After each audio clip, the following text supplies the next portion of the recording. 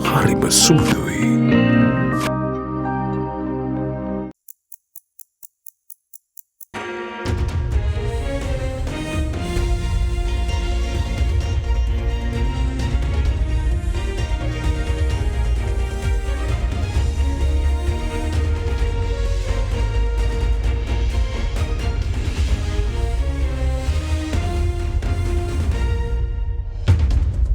Tonight on First at 9 this Thursday, the 18th of April 2024.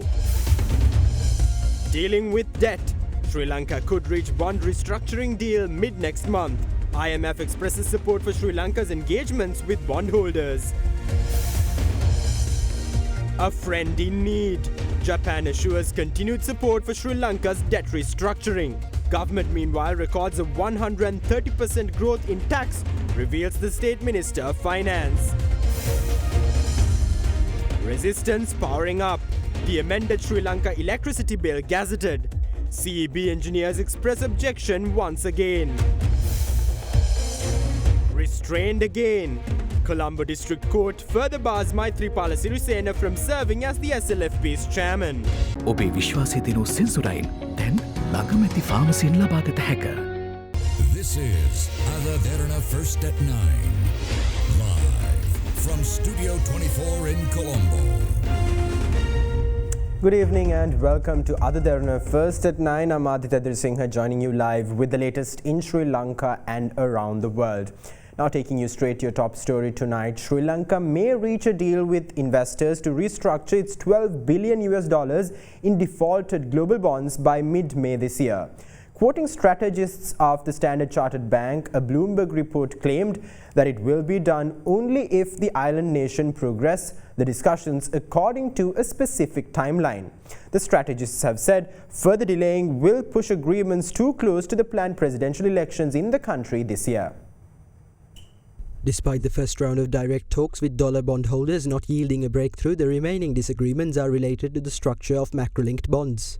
These are instruments proposed by bondholders with payouts varying based on the nation's economic performance. In a report by Bloomberg Media quoting strategists at the Standard Chartered Bank, the criticality of timelines were emphasized while expectations were expressed for an agreement by mid-May. Any further delays could push the talks too close to the planned presidential elections. Sri Lanka's dollar bonds were among the top performers on Wednesday, and the March 2029 note advanced 2 cents to 56.4 cents per dollar, according to the Standard Chartered Bank. Bonds maturing in March 2030 and April 2028 also saw an increase. Standard Chartered noted that with bonds currently trading close to the current probability-adjusted recovery value under the government's proposal at 11% exit yields, there is possible upside to the bonds. At an exit yield of 11%, investors would stand to recover 56.1 cents on the dollar under the government's proposal and 68.3 cents under the bondholder committee's plan. Following initial restricted discussions with the ad hoc group of international sovereign bondholders, State Finance Minister Shehan Semasinghe announced yesterday that the government will continue discussions after consultations with IMF staff on the latest proposals.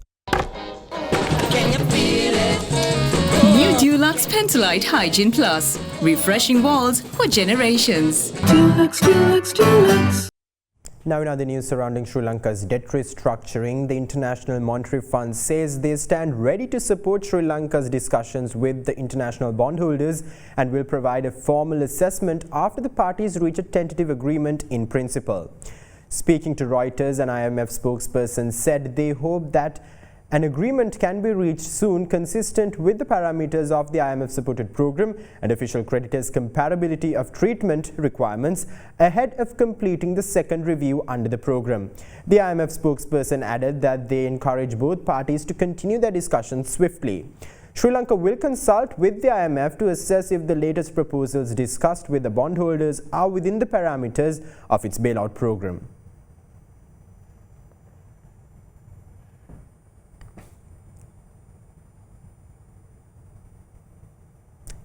Now, in the meantime, Japan assures continued support for Sri Lanka to early finalize the debt restructuring process of the island nation.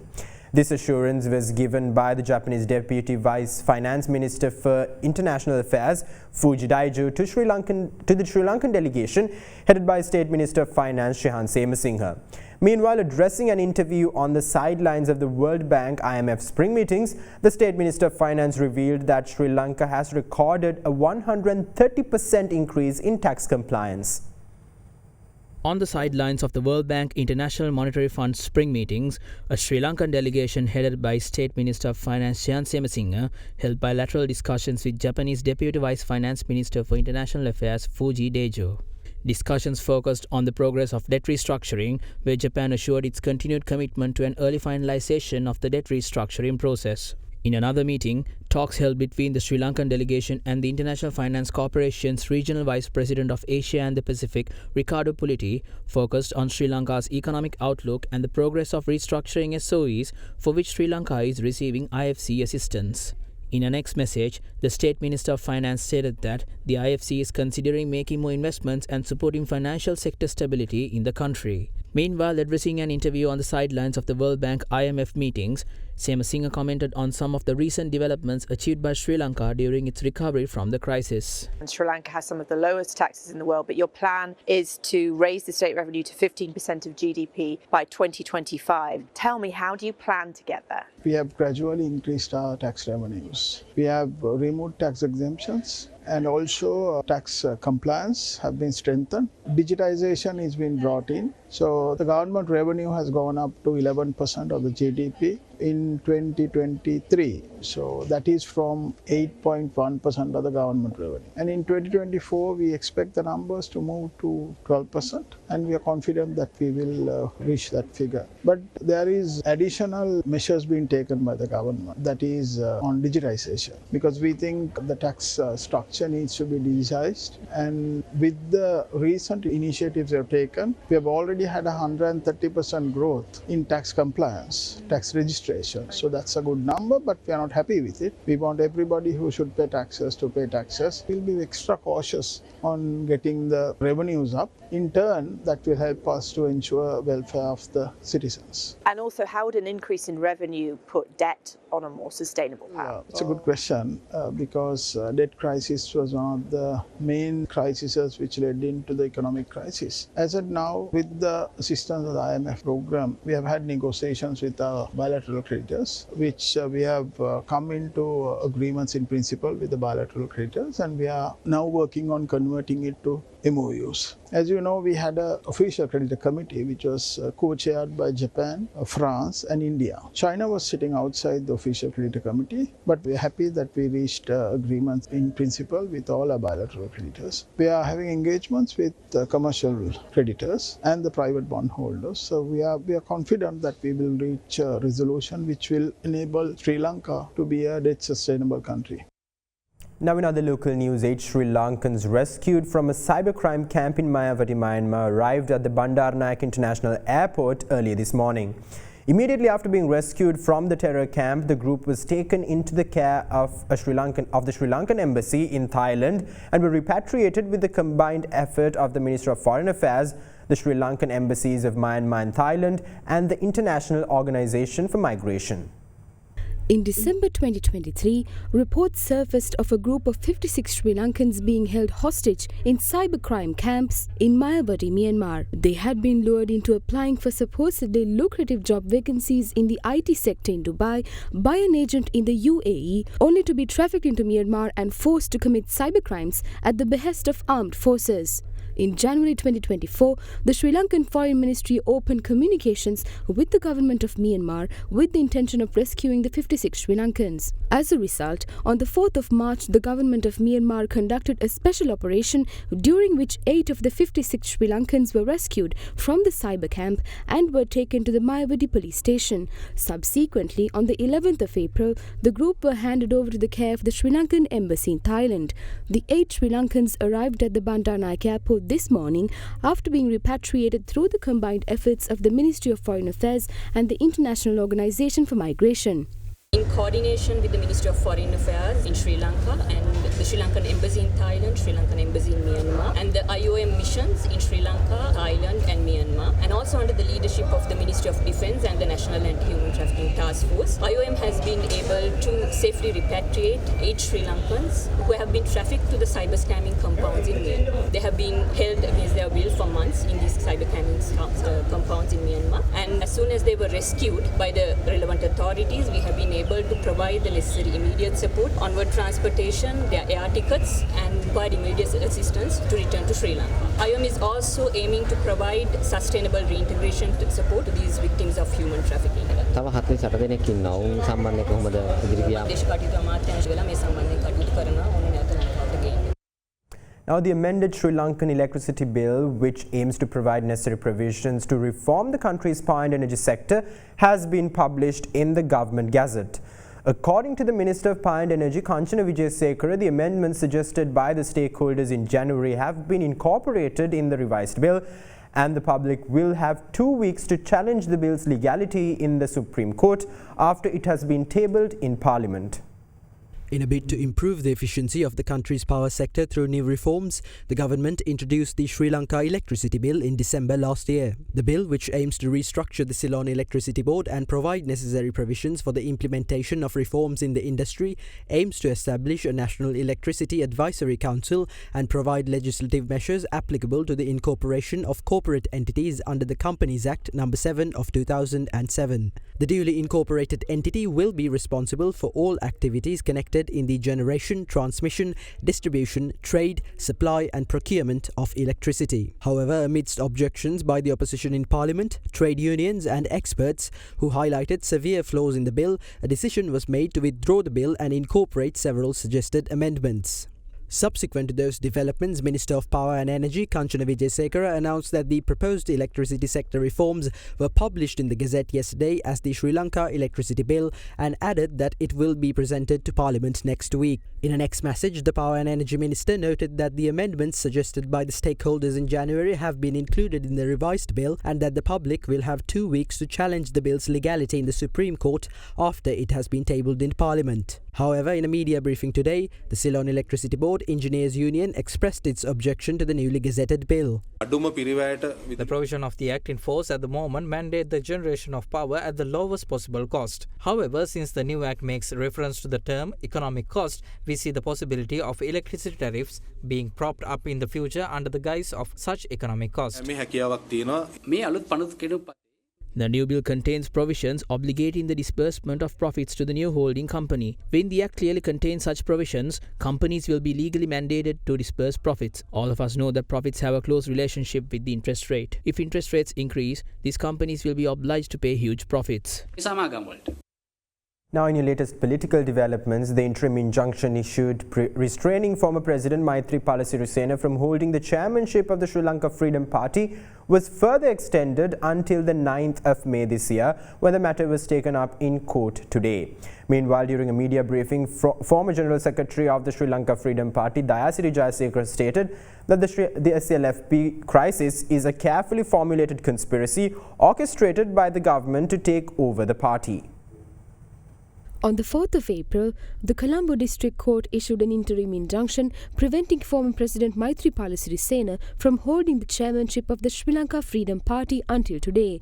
When the matter was taken up in court today, the Colombo District Court ordered the particular interim injunction issued to be extended until the 9th of May, further restricting former President Maithripala Sirisena from functioning as the chairman of the SLFP. We filed proxies for the first and second defendants today. We received dates to raise objections against the relevant interim injunctions issued to former President Maithripala Sirisena and the General Secretary of the party. This matter will be taken up again on the 9th of May. We hope to file objections and make the submissions required to get the interim injunctions lifted. In the meantime, the SLFP's Politburo convened a meeting under the patronage of its senior vice chairman MP Nimalsiripala de Silva on the 8th of April. During the meeting, Minister of Port Shipping and Aviation Nimalsiripala de Silva was appointed as the party's acting chairman. The Election Commission was made aware of those swaps to the SLFP's top brass by the party's national organizer Duminda Dissanayaka, who also handed over all relevant documents in this regard to the Commission. Meanwhile, Acting General Secretary of the Sri Lanka Freedom Party, Dushmantha Mitrapala, filed objections against those recent SLFP appointments to the Election Commission. These objections, which were filed by an attorney on behalf of the Acting General Secretary, indicated that such appointments must be made as per the party's constitution. Consequently, the Election Commission convened a meeting this morning to discuss the matter in detail. Commissioner General of the Election Commission, Samant Sriratnayaka, assured that necessary steps will be taken moving forward, abide by the party's constitution. Our party faced similar incidents in the past. My party membership was stripped off and I was also ousted from holding the office of the party's General Secretary. Before I gave up my position, I warned our leader that those people will attack him next. What I predicted has already happened. They have now gone a few steps further and are involved in an attempt by the government to grab a hold of power within the party. This is clearly a carefully deliberated conspiracy. The final aim of this conspiracy is to completely destroy the Sri Lanka Freedom Party. We stand firm in our commitment to work together with former President Maithripala Sirisena to protect the party. Meanwhile, the SLFP faction comprising members reinstated into party positions through a court order after being stripped of those positions by former President Maithripala Sirisena held a media briefing today. දැන් අපි කල්පනා කරන්නේ මේ ගැටුම් තවදුරටත් අපිට යන්න ගෙනියන්න ඕන කමක් නැහැ. අපි ශ්‍රී ලංකා නිදහස් පක්ෂය ශක්තිමත් කරනවා. දියේන ජනාධිපතිවරණය වේවා ශ්‍රී ලංකා නිදහස් පක්ෂය සූදානම් වෙනදා වගේම මේ රටට නායකත්වය ලබා දෙන්න. ශ්‍රී ලංකා නිදහස් පක්ෂ ව්‍යවස්ථාව අනුව තුමා පක්ෂයේ අනුශාසකවරයෙක් විදිහට පත් වෙනවා. ජූලි මාසෙ එනකොට කොහොමද ජනාධිපතිවරණයට ලෑස්ති වෙන්නේ නේද? සියලු පක්ෂවලට කැමතුණා තකමැතුණා. ජූලි මාසෙ එනකොටවත් මේ පක්ෂ අද අප්‍රේල් 18 ජූනි කියන්නේ තව ඉස්සරහට කාල තියෙන බය වෙන්න එපා. Now, Sri Lanka's second oldest paper mill, the Ambalipitiya Paper Mills, recommenced operations today as a public-private partnership after a 12-year hiatus. Joining the celebration held in commemoration of the occasion, Maubima Janata Party leader Dilip Jayavira highlighted the necessity of an entrepreneurial mindset in developing the nation. Ambalipitiya Paper Mills, which opened in 1978, was the country's second oldest paper mill until operations came to a standstill in 2003. Although operations recommenced in 2011, they were once again halted in 2012. However, KSPA Private Limited recently made a $20 million investment for the refurbishment and modernization of the mill with the aim of recommencing operations. Subsequently, the mill is slated to recommence operations as a public-private partnership. An event was held today at the factory premises to mark the recommencement of the mill's operations. A leader of the Maubima Janata Party, Dilip Jayavira, joined the occasion along with Navin Dissanayaka, the governor of the Sabaragamu province.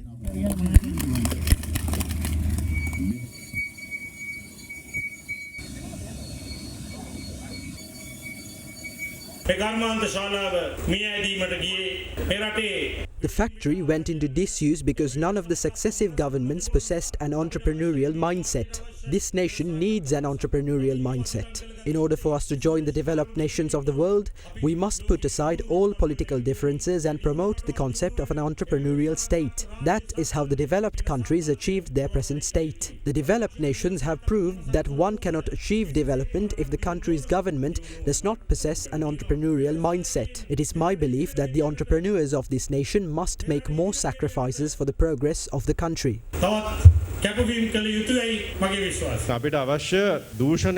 We want to build a country devoid of bribery and corruption. We should not have to bribe politicians to achieve feats such as this project. We believe that they can be achieved through a transparent process.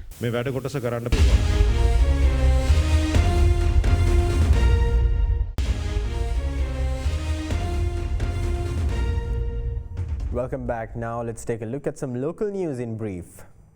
An illegal cannabis cultivation in Negombo was raided by the police. The police were able to discover 32 cannabis plants cultivated in the garden of residents and in pots. The raid led to the apprehension of an individual suspected to be involved in the cultivation of cannabis. The bodies of two elderly women were discovered from the Isuruuyana area in Kalutara. Following investigations, it was revealed that the two individuals had died a few days ago. The reason behind the two deaths is yet to be uncovered. In Kurunegala, meanwhile, a poultry tradesman was hacked to death by an unidentified individual. His remains were discovered on a private land in Ridigama.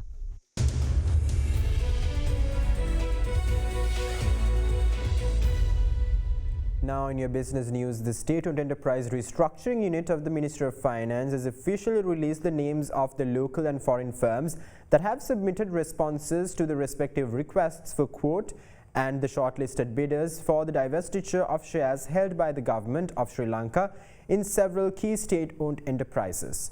Issuing a press release, the State-owned Enterprise Restructuring Unit also claims that all SOE transactions other than that of Sri Lanka Airlines will be concluded by August 2024 and that the timeline for Sri Lanka Airlines is likely to be extended to the end of September this year.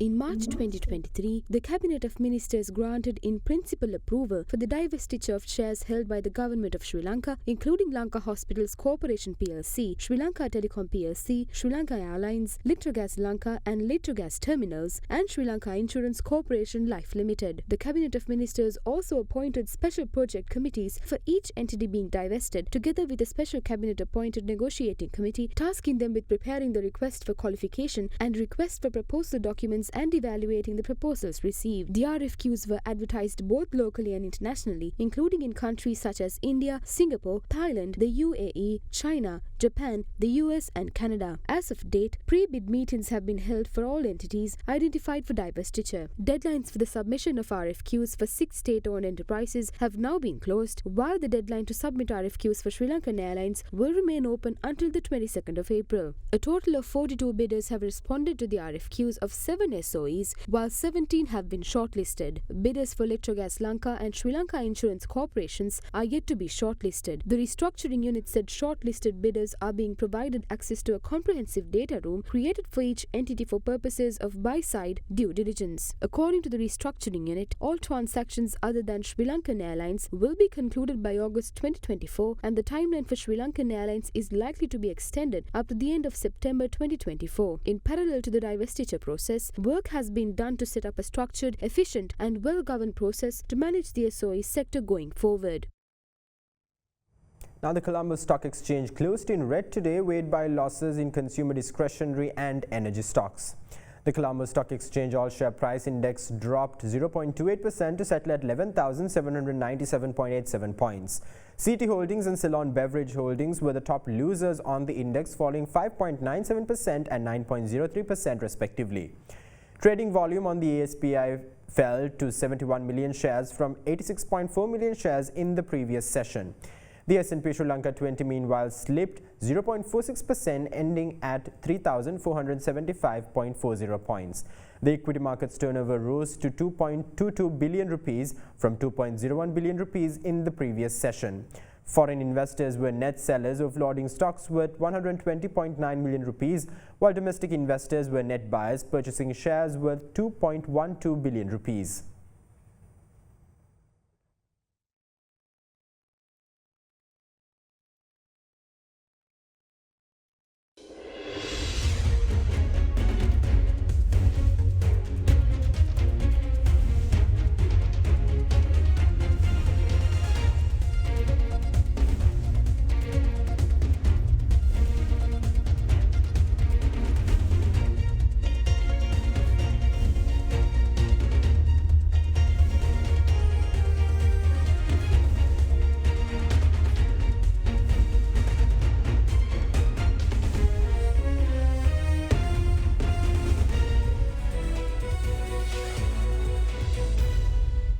And now let's take a look at today's corporate news segment for the evening.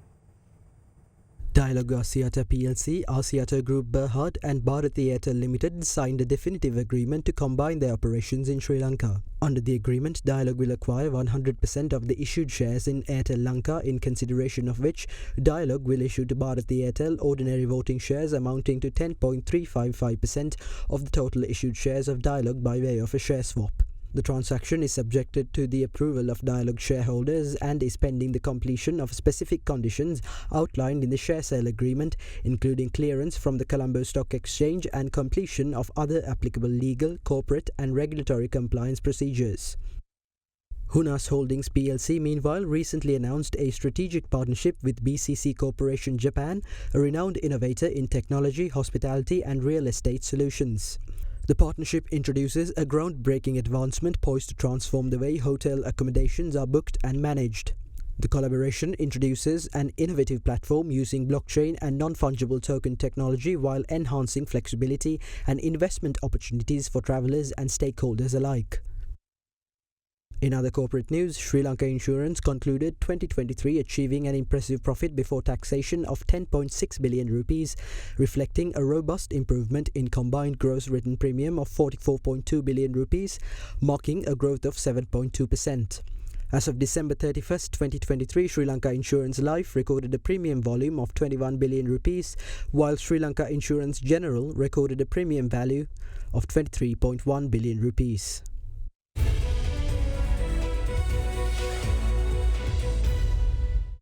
That's all the news we have for you tonight. Thank you. Have a great night.